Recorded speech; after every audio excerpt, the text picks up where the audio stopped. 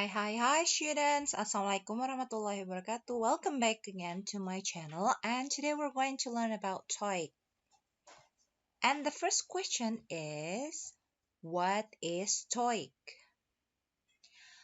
TOEIC itu singkatan dari Test of English for International Communication. Tes TOEIC telah dikembangkan di Amerika Serikat sejak tahun 1979 oleh ITS. ITS atau Educational Testing Service yang pada tahun tersebut memulai menerapkan TOEIC karena adanya permintaan dari Kementerian Perdagangan Luar Negeri dan Industri Jepang atau kita sebut dengan MITI.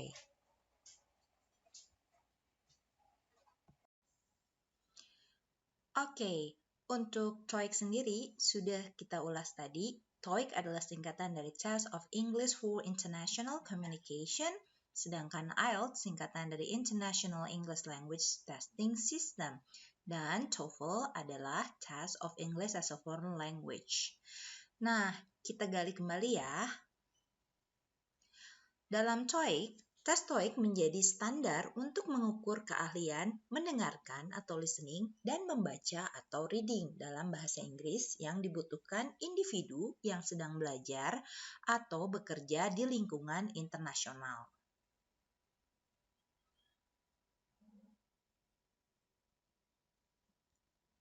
Sedangkan untuk IELTS sendiri, IELTS adalah sistem tes bahasa Inggris internasional yang terpopuler di dunia untuk keperluan studi, bekerja, dan imigrasi.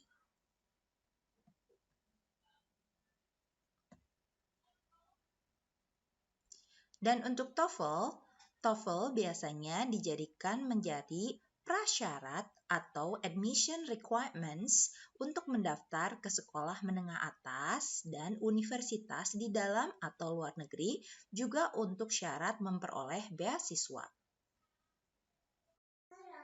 Jadi bagi kalian yang tertarik untuk memperoleh beasiswa ke luar negeri, bisa digali nih bagaimana cara mengasah kemampuan untuk meningkatkan skor TOEFL dan IELTS-nya. Bagi kalian yang kepo nih, yang ingin tahu tentang apa sih TOEIC itu, kalian bisa mencari informasi lebih lanjut di website ini ya, itcindonesia.com. Jenis ujian TOEIC. Dalam jenis ujian TOEIC yang paling old banget nih adalah jenis ujian TOEIC yang hanya mengukur kemampuan listening dan reading. Waktu atau alokasi waktu yang diberikan biasanya hanya 2-2,5 jam. Oke, untuk jenis tes TOEIC lain ada tes TOEIC yang mengukur kemampuan speaking dan writing.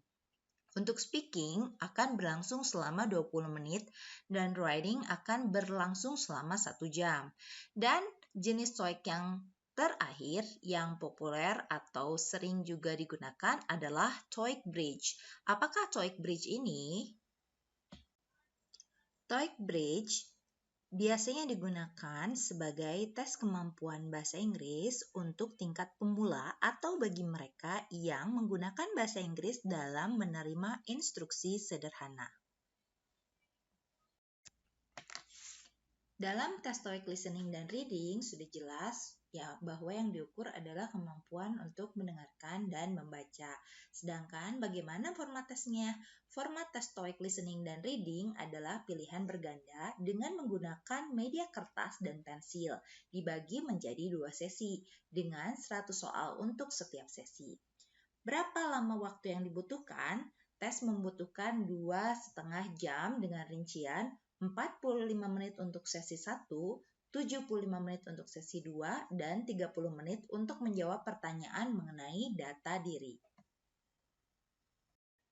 Bagi kalian yang sudah pernah mengambil tes TOEIC ini, masa berlaku atau expired dari sertifikat yang kalian punya adalah 2 tahun.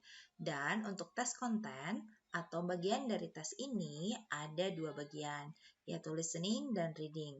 Nah, untuk listening ini soalnya akan berjumlah 100 soal, kemudian bagian 1 berisi foto dengan 6 pertanyaan, kemudian bagian 2 adalah bagian question response sebanyak 25 pertanyaan, bagian 3 adalah conversation atau percakapan sebanyak 39 pertanyaan, dan bagian 4 berisi short talks sebanyak 30 pertanyaan.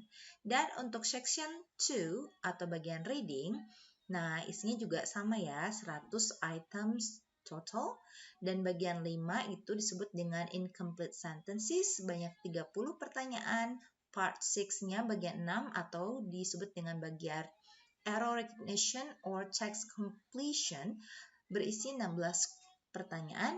Dan bagian 7 disebut dengan bagian reading comprehension yang berisi 54 pertanyaan.